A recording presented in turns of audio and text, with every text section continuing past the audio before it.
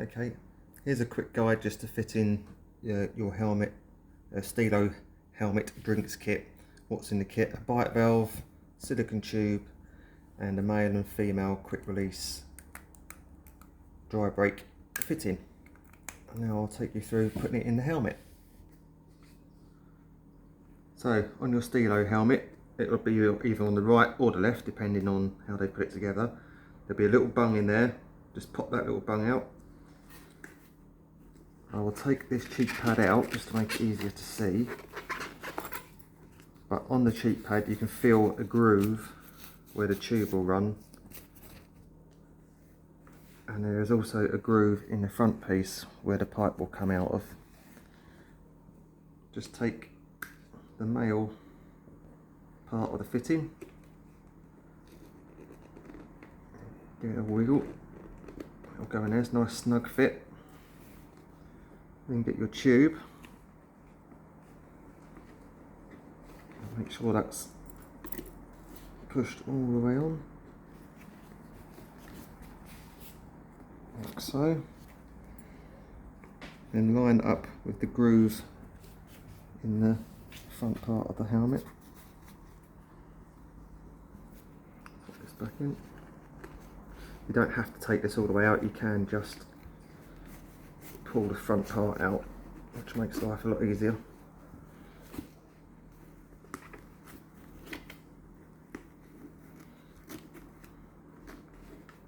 Just like that. And then you feel the little groove where that goes through. And there you go, that sits in there nicely.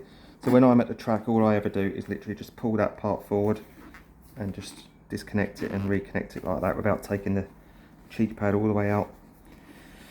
Now what you'll do is pop your bite valve on.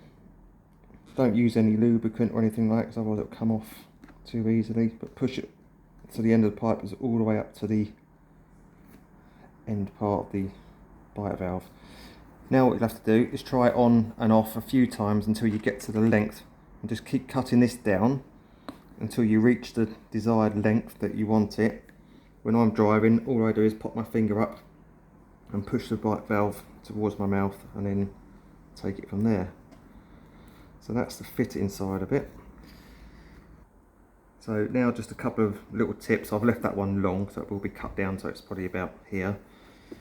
When I fit it, try and get the bite valve, so when you go to put it in your mouth that it's comfortable. You want it to be horizontal, really, like that, so it goes into your mouth more comfortable rather than that way. And all you do is just twist the out part until you've got that in that position, and once that's there, that won't move, so that will just make it easier and more comfortable to pop into your mouth. So that's the helmet done. And for the other end, if you've got just like a camel pack bag, take the original fitting out. You probably want to chop that down so you've got a nice fresh end to start with, so that'll make it tighter fit. This is the wrong size, this is a 6mm instead of 8mm. That will be a nice tight fit in there, and when it connects to your helmet, you want to have it positioned so that the release button is just there, so when you put your hand up to disconnect it, it's easy to find. And make sure it's not like around that side or anything like that, which will be really difficult to find it in a rush. So just make sure that when it's all fitted together, you've got the button just the hand, so it's nice and comfortable. Practice doing it a few times with your helmet on, and to make sure it's in a nice comfortable position, and that's it. Right, one or a couple of little top tips actually. If you're going to be using your helmet a few times throughout the day, what I suggest you do is when you take the helmet off, this is what I do, I just hold it up, squeeze the bite valve and shake out any remaining water that's in the tube, because it will sit in there, and obviously if it's a hot day or anything like that, that will soon turn a bit nasty to taste. And the biggest thing you've got to do is when you've finished at the end of the race and you've finished with your drink system, just take the tube off, give it a good wash out, make sure it's dry and ready for the next time. Otherwise it will just keep water in there, which will go all stagnant, and you'll probably be sick the next time you take a drink.